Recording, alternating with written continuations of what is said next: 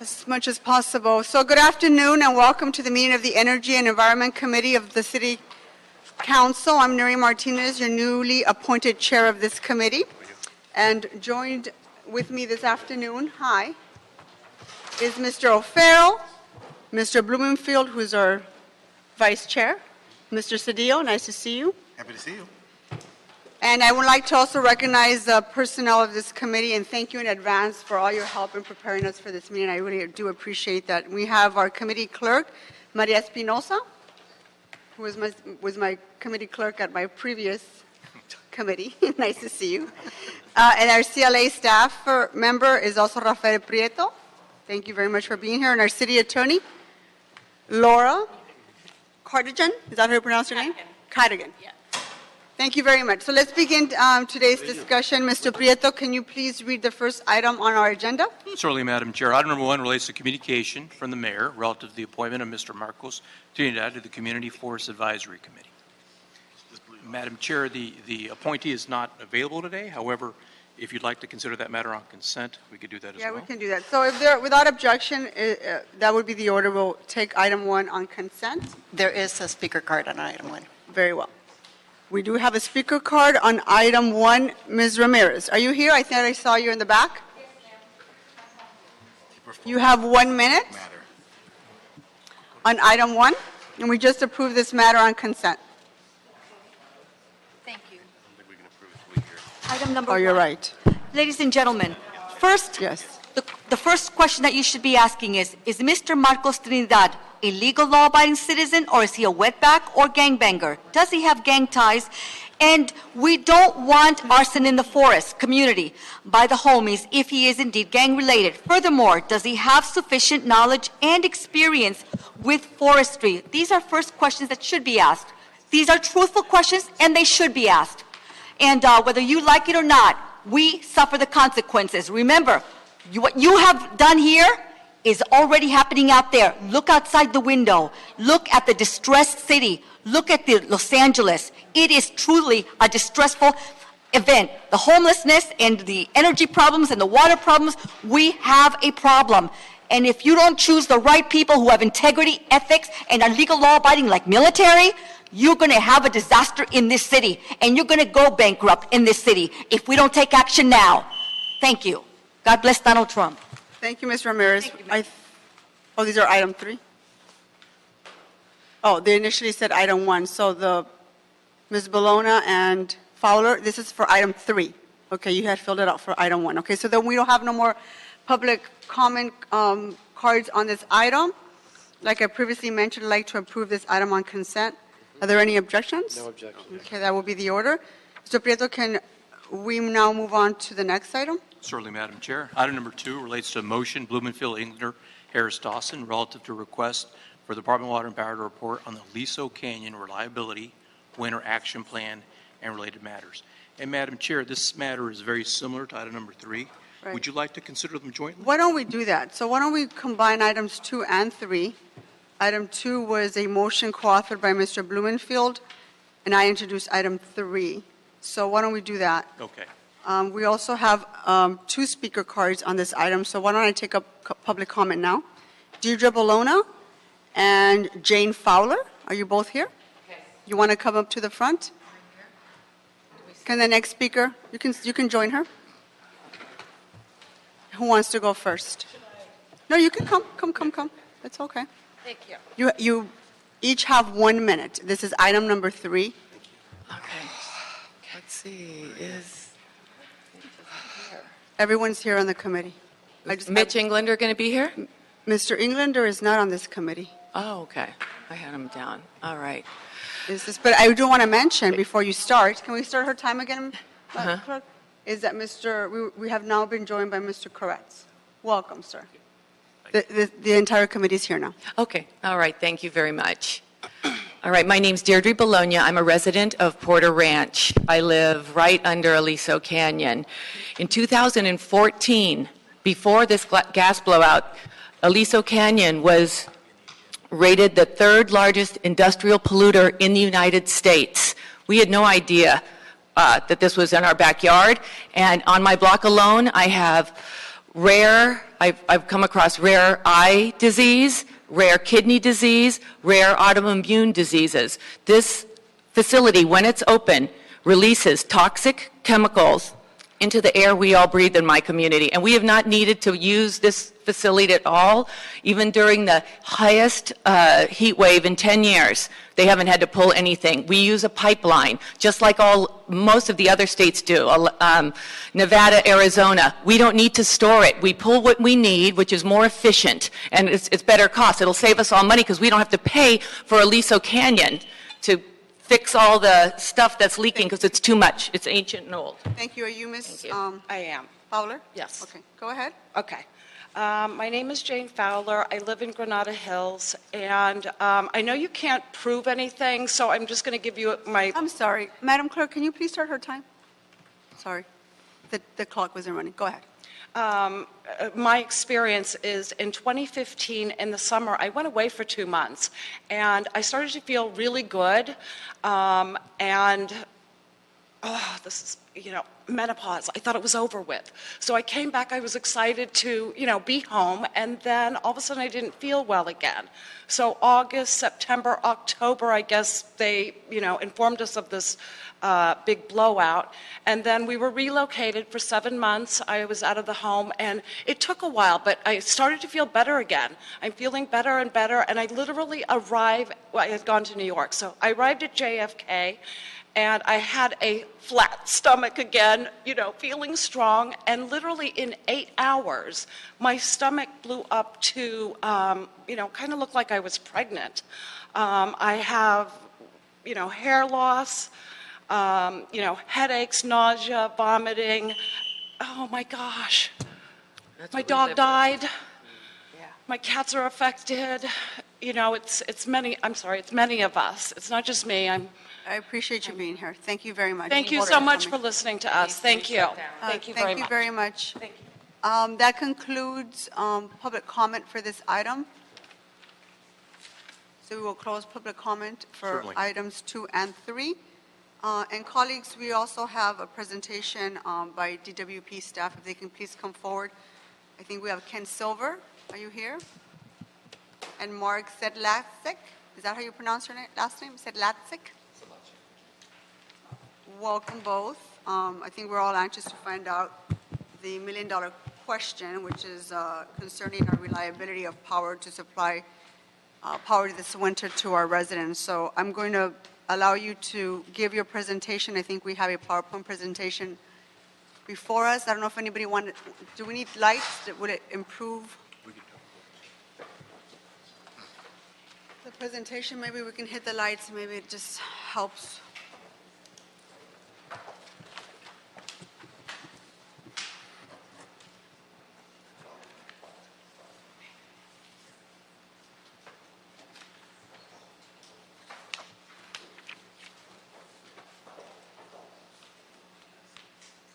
I think that's better. You can go ahead and begin. All right. Good afternoon. My name is Kenneth Silver. I'm the Director of Power Supply Operations for the Department of Water and Power. We'll be going over the winter assessment that was the joint agency assessment. So the first aspect of the assessment is that it did show that the risk for winter is lower than was estimated for the summer. This report does not as in the summer report where they indicated there was a possibility of 14 days of outage, there's no days of electrical outage as a result of this. It appears that we will be able to rely on resources from outside the city of Los Angeles. We don't have to depend on our gas-fired generation. Under normal circumstances, that we can import power from remote, but that does rely on our transmission import capability being intact, and also that those remote energy resources be available when needed.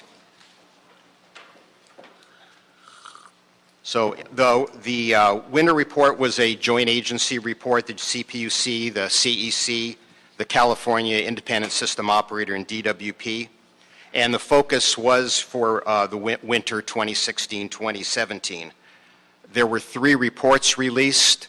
There was an action plan, an assessment, and there was also an independent review of the winter work to be sure that the analyses were in fact accurate.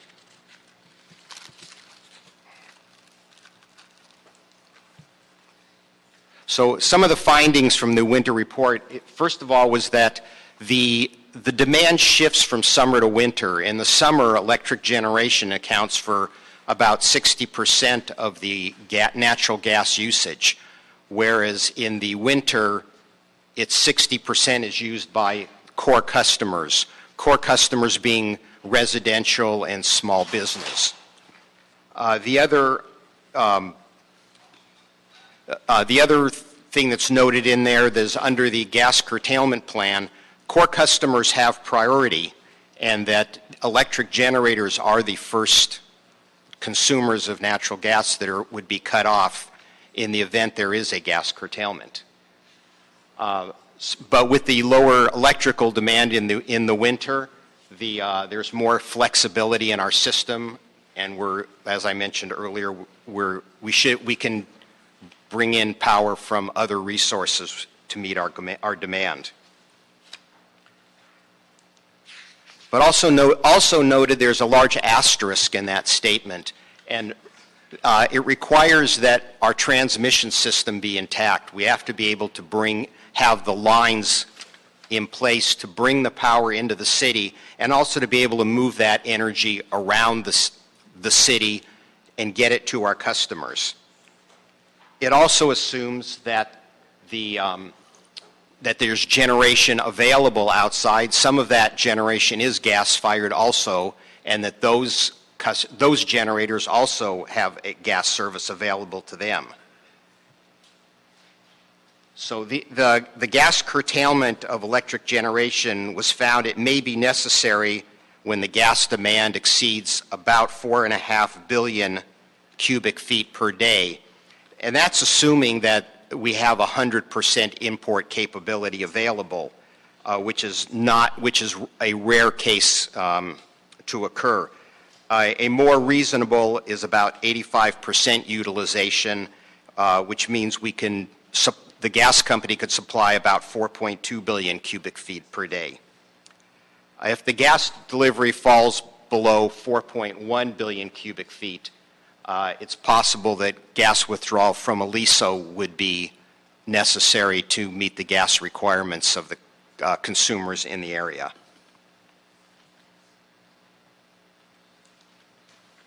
So what did LADWP do? We did in the summer and continuing into the winter is we've changed the way we operate. We don't operate on a pure economic dispatch, meaning we look to try to do it at the least cost. Some of the things to do, changing where we bring power in, requires us to be a little less economics with corresponding higher costs. We've also stopped selling power in large blocks to make sure that we retain that generation capability for our own needs. And we've also stopped what we call physical hedging, which is where we would buy gas for the future at a fixed price to ensure price certainty, but we would then sometimes be saddled with gas that we don't need. And with the gas balancing rules that are now in place, there's penalties for not matching your gas usage to the gas that you've purchased. We're also looking at energy storage. We're looking into battery technology. We've got one battery storage project that's well along in the works, and we're hoping to have that online sometime in the first half of next year, and then other projects we're looking at to follow. The other thing that we did is we have 12 generators on our system that were constructed to not only burn natural gas, but in the event of a natural disaster or some kind of gas interruption, could burn diesel fuel. we went to the Air Quality Management District Board, and we did receive a variance that would permit us to use burn diesel if there was a gas curtailment that would lead to an electrical interruption. And you can note there in the bold print that this would only be as a last resort. We have a large dispatch plan that we would go through, a lot of steps we would take, and we would only burn this diesel as a very last resort. Thankfully, due to a number of things, it being a very mild summer and not having any equipment breakdowns, that never proved to be necessary. And in addition to the summer mitigation plans, there were 10 new mitigation measures that have been recommended for the winter, which are being looked at this time.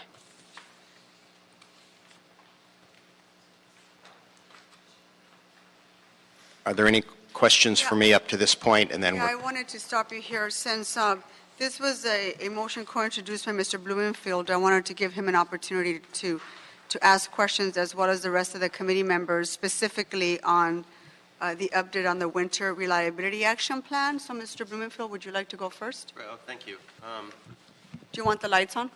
Would it be better? Sure. Okay. Although I don't want to use extra energy. And we can take questions on item number 3 after you finish your presentation. Okay. So it sounds like very good news in terms of, we're not expecting any blackouts, period. And just to put the frame on that, does that mean that the probability of blackout is no different than any other year prior to everything that happened this year? Or is there still an enhanced risk of that, or can we safely say we're not at risk anymore, any more than we would for any year? The major difference we're facing this year, coming up into this winter, is that when we have a problem on the power system with our transmission lines, or we lose a remote generator, the way we balance the system and pick up that slack is on our gas-fired generation here in the city. Under the rules that are in place now, where the day before we go out and purchase the gas that we're going to need for the next day, that's the amount of gas we have with a 5% bandwidth. So I don't have the flexibility to respond to an emergency that I would. Now, that's not to say there aren't other things I can do, but this gas-fired generation is a primary tool and a very effective tool and a very rapid tool for responding to problems on the system. So we are less reliable than we were in the past, in my opinion, or in my experience, I should say. And you're saying that's a result of the gas balancing requirements, which reduce our need for the gas, for large amounts of storage, but you're saying it lowers our reliability in terms of our grid. It lowers our reliability. Last year, if I had a system problem, I needed more gas, the gas company was able to pull from storage or do whatever they would do to supply me extra gas, and then I could make it up. We did monthly balancing, so I could make up for that gas later. I could use the gas now to generate electricity and then make it up later. Under the new rules, I don't have that flexibility. Is that because I thought the rules were had to do with how much you could purchase in advance? You had to have that 5% window. But if you were in an emergency, you wouldn't be able to. Maybe it would be at a higher price, but you wouldn't be able to purchase more additional gas if you needed it. Well, you can't. Almost all of the gas used in Southern California comes from out of state, and gas flows about 20 or 25 miles an hour. So if I need gas now, if I buy it now, it will be here tomorrow. So it's the physical restraint on the system, it's not the economics of it. Correct. Is that made up for by some of the other measures you're talking about? I mean, like the holy grail, obviously, for energy is storage, and some of the exciting stuff happening with the Tesla battery storage and some other stuff enhances reliability. Is that more than made up for, or we're still in a deficit in terms of our reliability because of the gas? You're saying, and the reliability issue is solely because of the gas balancing? That's, as I said, the gas-fired generation was a primary tool for responding to emergencies. There are some other energy resources we have. We have our Castaic power plant, which is a hydroelectric. It can generate for short term until we use up all the available water. Or we can, sometimes depending on where the problem is, we may be able to reconfigure the system to make up for the problem. But there are many problems on the system that can only be made up by local generation.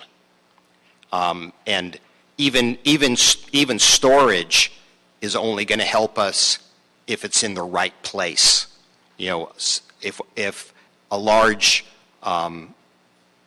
battery storage facility, unless it's located in downtown Los Angeles, may not be in the right location to provide the response that I need. Is there any way to quantify this risk?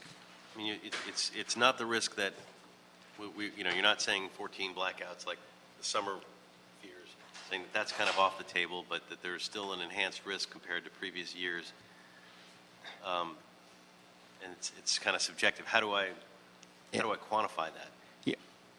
I guess, I suppose you could do a statistical analysis of the probability of a problem of that magnitude occurring on a day where the power demand is high. You could probably do some statistical analysis. I couldn't. Somebody might be able to. But just as an aside, there was a fire back in August in San Bernardino, the Blue Cut fire. You may have been familiar with it. It was quite a dramatic fire. We have 2 transmission lines that were severely damaged in that fire, and they are still out today. Now, we've been very fortunate. This has been an extremely cool summer. We have not seen the power demands that we normally see, so we haven't had the problem of the having to make up for that power demand because it hasn't been there. And knowing that they're out now, we can take some steps proactively to minimize that risk. But if it was a hot day and that fire erupts, we may not have been able to respond to it. Thank you. Members, are there any other questions on this part? Mr. Koretz? Thank you, Madam Chair, and congratulations on becoming chair of this committee. I Very look forward exciting, sir. Thank to you very working much. with you on this. First, I had a couple of Porter Ranch residents in my office a few days ago who told me that Aliso Canyon is still leaking and they're still experiencing health impacts. What do we know about that, if anything? I'm not familiar with that at all. So, any city staff heard this, or is this news to everybody? I don't have information on that either. So, One can answer that from staff. if nobody can answer that, I'd appreciate it if you could at least look into the fact that we're still receiving complaints and people are still saying they're experiencing the same kind of severe health impacts. So far, it wasn't necessary to use Aliso Canyon this summer, despite worse projections. Are we looking ahead to next summer to project out so that we don't have any big surprises in terms of how short we may be if we keep Aliso Canyon closed? Yeah, the winter assessment was just completed. I'm not sure exactly what the timeline, but I know that the organizations will be getting together and looking at next summer at some time to see what the problems might be. What would be different from what the study that was done for this past summer. And are there ways, and is anybody looking at whether we can fast track the mayor's energy efficiency goals to get to greater renewables, et cetera, so we can reduce our actual demand for Aliso Canyon? Yeah, we actually have been doing that. We've added 320 megawatts of solar over this past summer, and we have in the next few months, we'll be adding another 500 megawatts of solar. So we're taking some huge steps in meeting that, in bringing that on to replace natural gas. However, those large solar fields are all outside of the city, and we import that. So that doesn't make up, as I mentioned, that doesn't make up for that internal locational generation that we have to have for system reliability. Some of the in-city, the rooftop solar, our solar incentive program and our feed-in tariff program, which puts solar inside the city, helps a little bit, but the quantity is not enough to make up for a gas. It reduces the gas requirement, but it's not going to make up for that reliability requirement. And are we looking at trying to increase that to help make up for it? I suppose we could. I know, we're getting a lot of. I can't remember exactly the numbers. I know we're getting a lot of applications every week for solar, and we're processing them as quickly as we can. I don't know as if. I'm not sure. I'm not sure what the critical mass would be to offset the need for gas. I know we're. It's good. It's to get to full renewable is certainly a lofty goal, but it's a ways off. It's going to take a major change. So, but we're not doing anything yet to try and incentivize solar in this specific area to try and replace the need for Aliso Canyon. Well, the problem there's problems in every area of the city. We have issues in every area of the city. It's not a matter of concentrating our effort in one area. We have local capacity requirements or generation requirements in every part of the city. Although, and I don't represent it, so I don't have personal skin in the game, but obviously this area has had more problems, and we should be looking at trying to replace this gas and trying to keep it shut down. I want to get us back to the topic, which is a winter reliability plan. Anyone else have any specific questions about this item? Because we need to move on to the third item. I know Mr. O'Farrell had a question. One more quick one. Okay. This is a quick clarification based on Mr. Koretz's question. So the 350 megawatts of solar and then the incoming future 500, that's being piped in. Where are the photovoltaic fields? Are they in the Owens Valley? Or in the high desert? Or the part that has just come in is all in the Owens Valley area. The additional 500, part of that is in the Owens Valley, and part of it is out in Nevada. Mm-hmm. And is there the standard 30% loss of energy through the transmission as it moves through the transmission lines into Los Angeles, or is that just an urban myth? It's not. Our overall transmission losses, I believe, are about 7%. Yeah, I don't believe it's anywhere as high as 30%. Thanks. Back to Mr. Blumenfield. Yeah, just wanted to drill down on what I was asking. On page 5 of your presentation, it says, if the gas delivery utilization falls below 4.1 BCFD, Aliso gas withdrawal may be needed to avoid electrical load interruption. I know you can't quantify it exactly, but that's a specific number. How likely is that? I mean, is that a 5% kind of chance, or is that a significant risk? One of the things they looked at, or one of the circumstances they looked at, is what they call the 1 in 10 year. So that extremely cold snap we would get maybe once in every 10 years, and I believe that's what the basis of that. So, the likelihood is it's called a 1 in 10. Sometimes you can get 2 1 in 10s in a row, but statistically it's about a 1 in 10. It's about a 1 in 10 year chance that we would fall below that and need to draw upon the Aliso Creek. Oh, yeah, I'm sorry. You know what? What that's referring to is if the pipeline capability, if there's a import, if our import plus the other storage drops to a certain point, And that depends on, we have the gas company can bring a certain amount of gas in to the state. They have a certain capability, but that would require, that's assuming that supply is available at those points, and it isn't always there.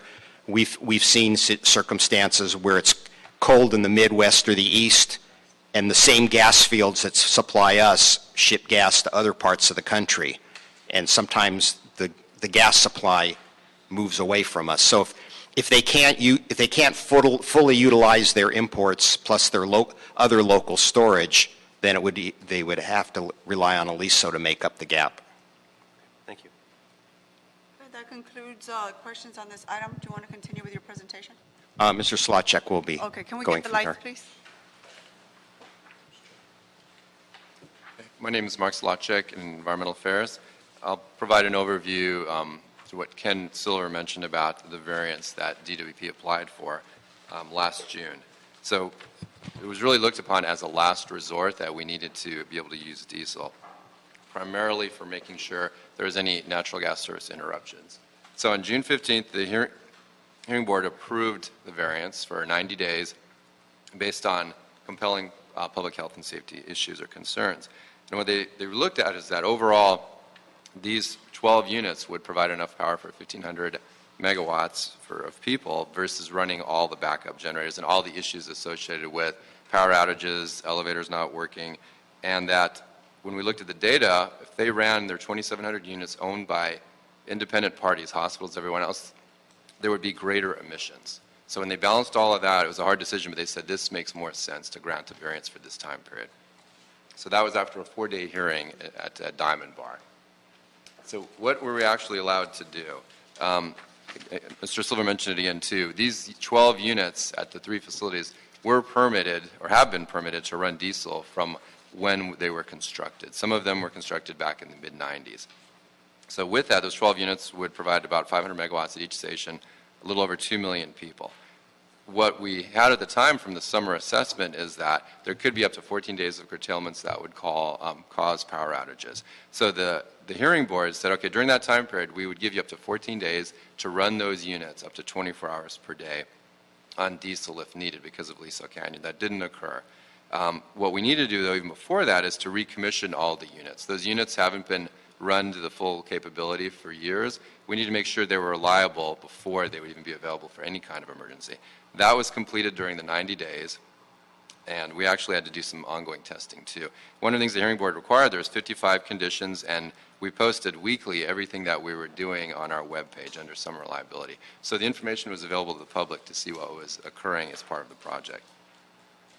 So one of the items, too, is what would be done to offset those excess emissions during that 90-day period. And as part of the discussion, working with AQMD staff and presenting to the hearing board, DWP provided $1.5 million to AQMD. That was just paid recently after the end of the variance, and it's to offset air quality impacts. And the way it was broken down is it's going to be percentage based on how much fuel was actually used at each facility. So we've got for Haines, Harbor and Valley are within the city of LA. That's about $900,000 that's going there to the school district, LA Unified School District, and about $600,000 will go to Long Beach Unified. And this was something that the hearing board wanted. They wanted the money to be dedicated to electric school buses and school air filters, and we developed a list working with the school districts. It doesn't mean I don't think that the hearing board or governing board could come back and look at other options. The money actually hasn't been dispersed yet. They're in the process of evaluating it. And what we had to do is this proposal needed to be submitted by July 15th. So we had the variance approved on June 15th, and within 30 days we needed to work with the school districts to identify the different programs. So I think that covers it for the variance, actually. I'll turn it over. I don't know if there's any questions here before Ken covers the takeaways. You can go ahead and finish. Okay. Just to summarize, as I said, the winter assessment does show significantly less risk than for the summer, and that the California ISO and LADWP can rely on other resources, importing and from outside the city and non-gas or external gas supplies. But again, provided there is no transmission or generation outages occur in those areas. So that really summarizes it in a nutshell. Can we get the lights now? Questions? So members, I have a number of questions and some concerns for DWP, but I wanted to give you an opportunity to ask questions now. Does anyone have any questions? I have a quick one. Mr. O'Farrell. Thank you, Madam Chair. So the last thing you mentioned, as long as no other transmission or generation outages occur, what would you characterize the chances of that happening? How would you characterize the chances of that happening?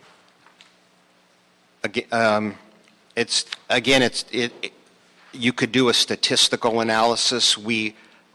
Power systems are very complex. Transmission lines run hundreds of miles through they're exposed to lightning, fires, other types of things. Our station equipment are very complex equipment. We try our very best to maintain it, but it is subject to failure. We design and operate our system so that, generally speaking, so that when an unplanned event happens, we're prepared to respond to the worst possible thing. So hopefully, if we've done everything right, we can handle those single types of events. But sometimes in a storm or type thing, and you get multiple events, it can exceed our ability to respond with the tools available to us, and the fewer tools we have, the less of that response we have. Yeah. So overall, I don't think there's a huge risk, but it was certainly a credible risk. Especially if there's a cascading of transmission lines or generation outages, right? Yeah. But not that huge of a risk according to the way you just described it. Yeah. I mean, it's a credible risk. It's not something I would worry it's going to happen, but it's certainly a credible risk. Mr. Kartz? Well, given the fact that it seems pretty unlikely that an event like that is going to happen, and given that burning diesel seems to be considerably worse pollution and public health-wise than burning gas, why would DWP even need to secure a variance permit? Are we creating more of a danger to our residents and beyond by burning diesel? Well, there's a lot. When I talk about a credible risk, we could have an earthquake, and when you have an earthquake and the power's out, and if you can't bring it back, people are frightened. They want the lights to come on, and that's something that we want to be able to do. If it's cold weather or hot weather, we want to be able to provide heat and light and air conditioning. Those are things that are important to people. People get stuck in an elevator. That's very important. That's not something that they necessarily want to do. We believe that the diesel capability is a very effective last resort for these extreme types of things, which will happen someday. And I don't know whether it's going to happen when we walk out the door or 10 years from now. We have a major earthquake about every 20 years in Los Angeles. I've experienced 4 of them myself, so they do, or 3 of them myself, so they do happen. And we're overdue for the next one. Those are the types of things we try to be prepared for, because when we want to be able to provide the electricity when people need it most. So have we looked at the offsetting factor of what happens when we test these diesel plants, and the impact on particularly all our communities, particularly low-income communities of color with more pollution?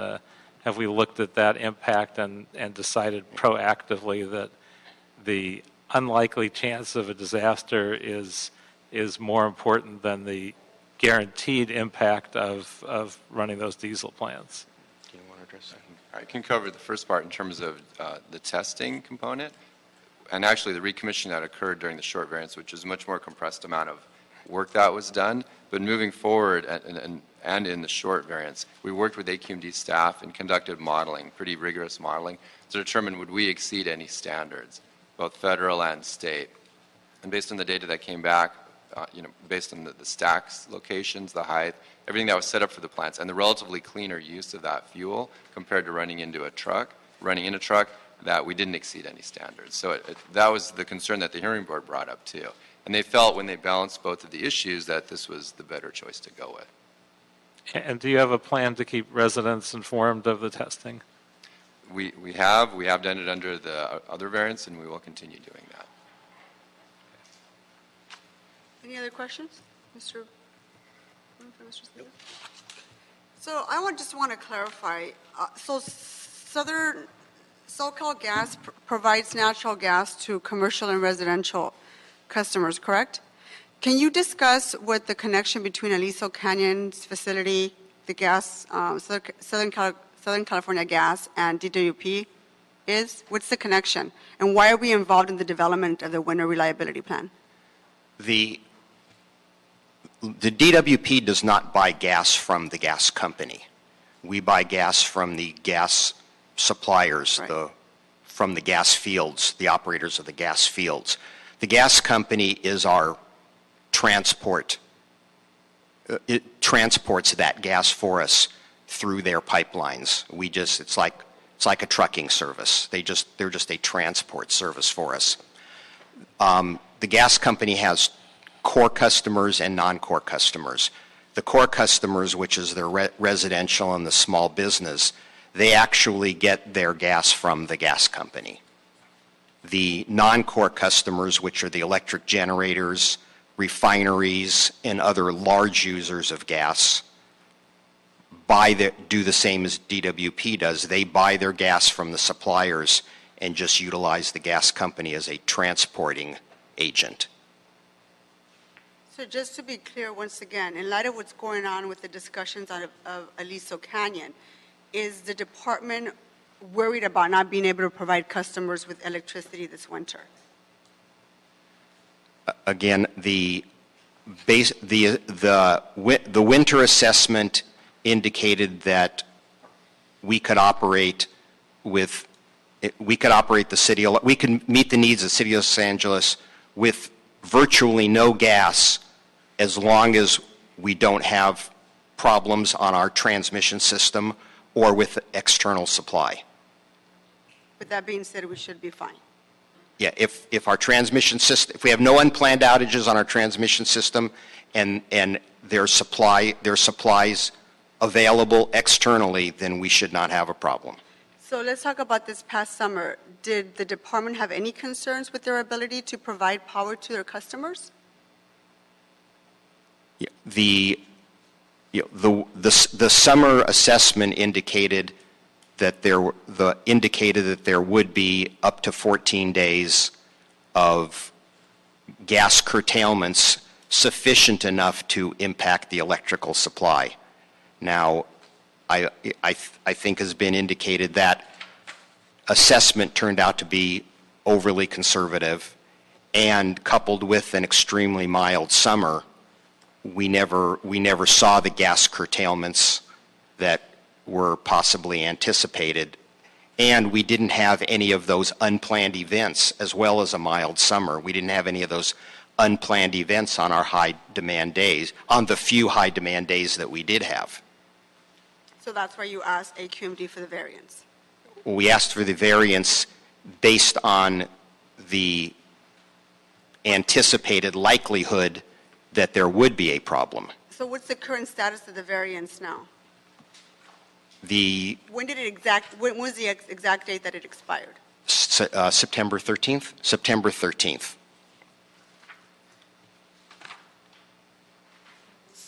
So I'm glad to hear that DWP customers had reliable power. and that we did not have to burn diesel to operate our generating stations. But I do have some concerns, and it's why I introduced a motion back in June before we went on recess. So I understand that there are real concerns about power reliability over the summer, but I want to reiterate and make sure that everybody understands it. What do our generating stations currently operate? Is it on natural gas? Yeah, the units were constructed and have always operated on natural gas as their primary fuel. And where are these generating stations located? We have 4 in the city. 3 of them have that diesel capability. One is Valley Generating Station, which is in Sun Valley. Our Harbor Generating Station, which is in Wilmington, and Haynes Generating Station, which is in Long Beach. So it seems to me that these are all environmental justice communities, right? I think Long Beach may be right outside the area. From the area that's nearby, correct? Yeah, I know. And natural Harbor gas and is Valley are. not an emission, it's not emissions free. That's correct. That's It's probably correct. considered the less of all evils, but we're still emitting emissions in some of these communities had to power our own generating stations. So did we consider the increase of level of emissions at these locations if we had to power them? Did we take that into consideration? When we went through Since we normally don't use diesel?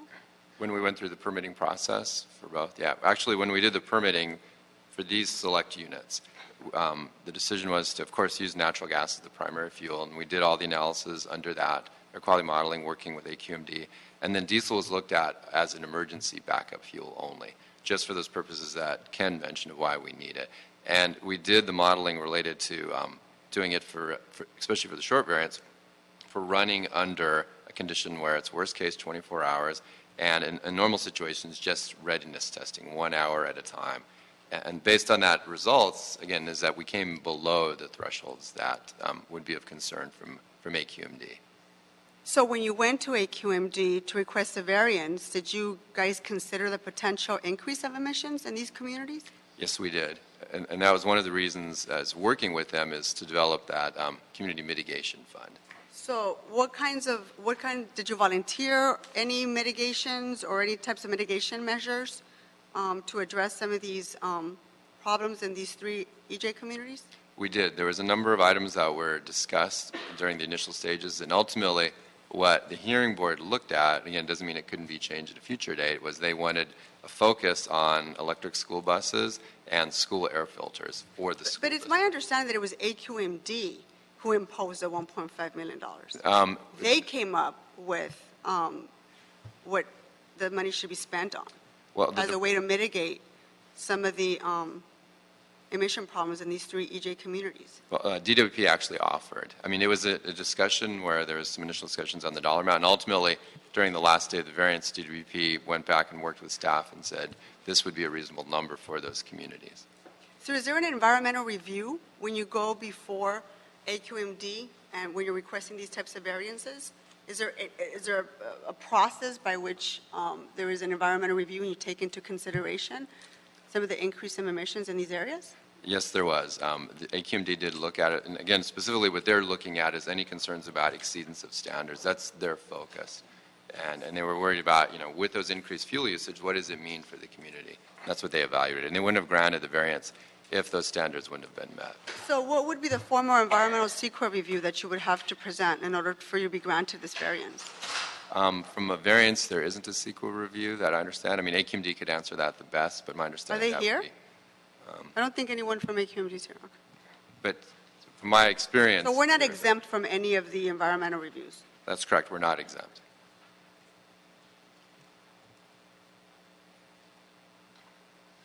And the variance that the department requested has expired, correct? You just Yes. answered that. It did, yes. What do you anticipate the need to, do you anticipate a need to ask for another variance of AQMD in the future? For a very short time, for 6 months, we are requesting an additional variance. We're looking at going back to the hearing board this next Tuesday, the 27th. There was the first part of the hearing yesterday, but it's very limited in scope compared to what the last one was. We are only going to be asked for weekly testing. Recommissioning, which was a major amount Do of we work. currently, we don't do weekly testings, right? We have testing right now under the permits, but it's only for on a monthly basis. On a monthly And what we learned from the manufacturer through this process is that in order to maintain a reliable unit, it needs to be weekly. And that's what we're working on. And actually, only one thing I'd like to add too, of those 12 units, what we found out is only 6 of those need weekly testing. So it's really what we're working on right now with the district is to get approval to do those 6 units on a weekly basis for the next 6 months. And then we go through a permit process. And when is that going to conclude? The goal It is started yesterday? correct, and our goal is to have it conclude next Tuesday, the 27th. And on a parallel process, we're revising the permit, so it would be by essentially April 1st, all that would be resolved. And so although this new proposed variance that you're asking for really it's no longer in response to a LISO, it's more as a means as an emergency preparedness measure. I get that part. But I still have environmental concerns, environmental justice concerns, especially as it pertains to the communities that I represent. So even though AQMD mandated a payment of environmental fees, what are we suggesting or proposing in this next variance that you're requesting to ensure that these communities are protected? We're What are proposing. those going to be? Well, we're in the middle of coming back and looking at some numbers, but a comparable amount, not to that same level, because the actual fuel being used will be significantly less. What are you proposing? Within $500,000 range to cover it, and then that would be something that would be similar to what would be done, either electric vehicles, air filters, or whatever else would be considered by the hearing board. And one thing that I have one thing to add related to the emission mitigation. The reason was to pay it to AQMD directly is because it'll get into the community much faster. They manage air quality emission mitigation programs, and by the city paying it directly, they can move it through much quicker and actually have programs implemented. So that's one of the concerns too, is how quickly can those emission reduction projects go into place. Mm-hmm.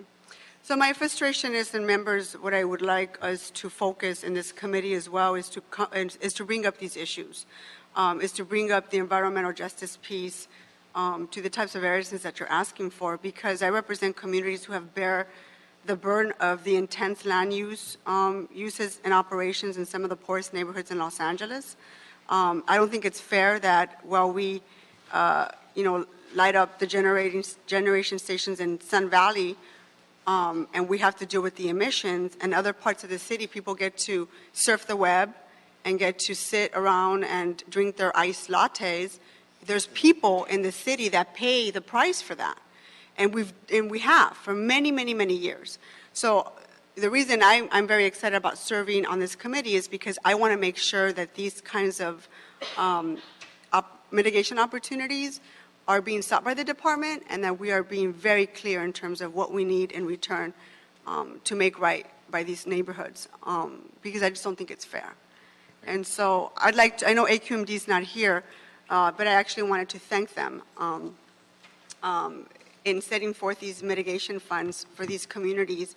Although we didn't have discretion over how these monies were going to be spent, I would like an opportunity for them to sit with me and my staff to talk about ways in which this money can be spent, because I want it to be spent wisely.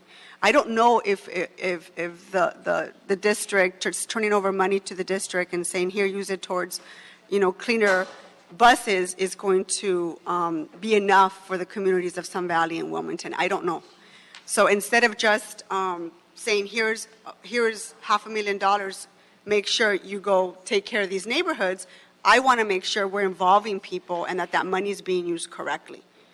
Because generation after generation has had to bear the burden of environmental justices in these communities. And so I want to make sure that we can relay that back to the staff of AQMD.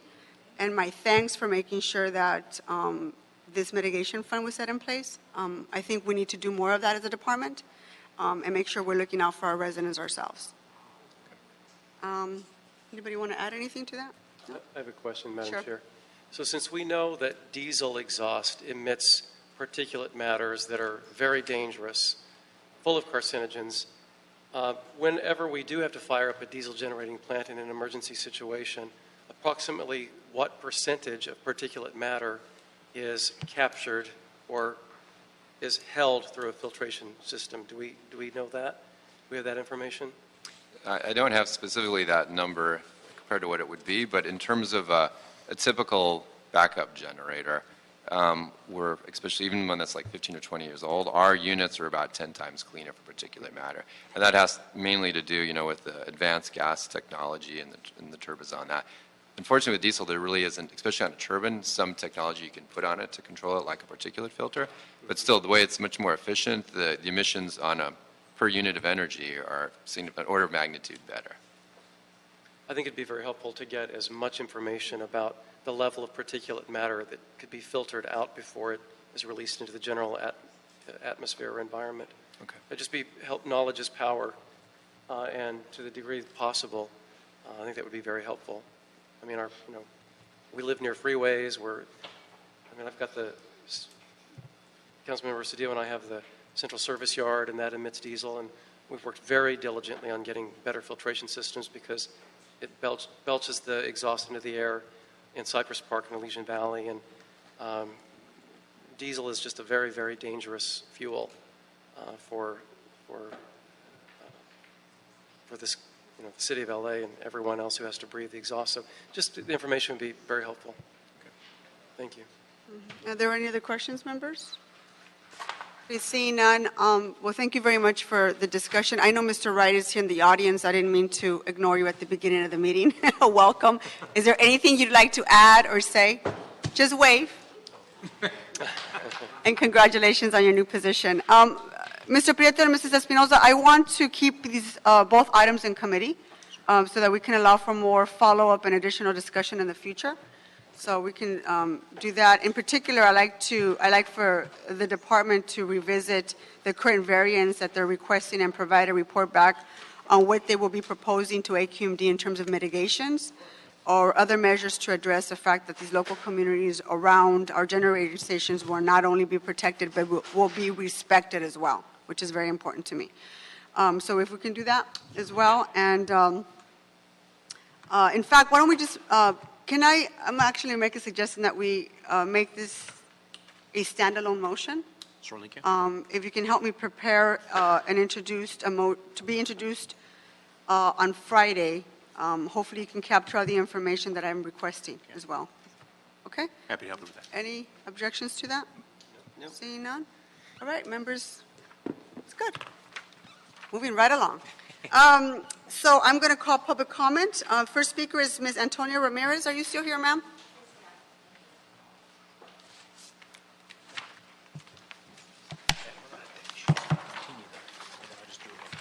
Thank you.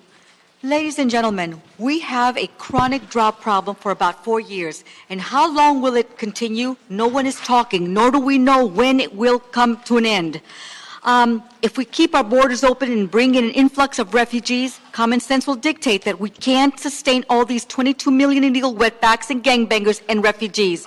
Furthermore, if we have an economic collapse, which the Federal Reserve Chairman Janet Yellen is hinting at, we will have no water, no energy, no power, and our grid will shut down altogether. Lastly, there will be an all-out food riots and melees all over Los Angeles and nationwide. And Council Member Blumenfield, we may have blackouts when this major economic bubble bursts here in America, and God help us, because I don't know if we're going to be approaching that very soon. Thank you very much, and God bless Donald Trump and America and our pilots and our military. Thank you. Good day to you, ma'am. Next speaker is Alexandra Nagy, or Nagy. How do you pronounce her last name? I don't want to say that wrong. Nagy? Okay. I have a first weird name, so they always get it wrong, so I'm so sensitive to that. Welcome. Thank you very much. Good afternoon. Just wanted to first congratulate Councilmember Martinez for this new appointment in chair. I'm very excited for you to be leading this committee and bringing issues of environmental justice to the forefront. As you may know, I recognize a lot of you. We've met with a lot of you, looking to meet with more of you about the Aliso Canyon issue. So I thank you for bringing these issues up today and how it connects to the diesel backup. I submitted 2 letters on the docket today for these items. One is a letter just identifying why we haven't needed the backup diesel this summer, why we don't need it through winter, and it's a huge concern of ours that DWP would be going forward and getting this variance permit if it's not actually needed. And we look forward to working with you and hopefully sitting down with your office to talk more about the future of Aliso Canyon and how we can work with this committee and council to keep it closed. Thank you very much. Thank you. Next speaker is Pamela Pearson. Is she here? Welcome.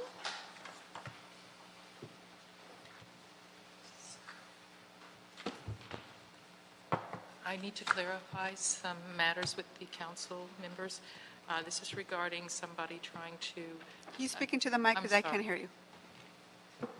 An adjacent property owner trying to install without permit nor licensed personnel, a gas line that's not compliant, it's substandard across the frontage within an active landslide.